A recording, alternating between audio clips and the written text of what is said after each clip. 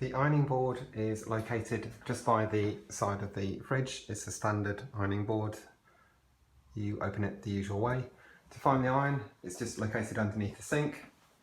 Just open up the door and you'll find it down at the back. The steam iron is filled up by lifting the front lid here.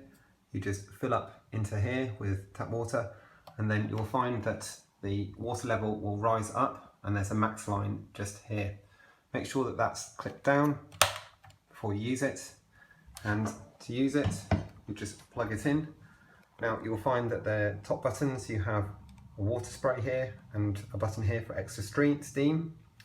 This button here sets how much steam you would like. So you've got 1, 2 and 0 for lowest.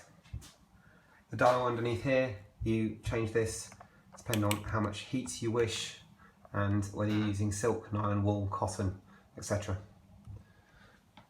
Once you've finished, please open up the lid, pour out any water that's left of the machine, push this back down,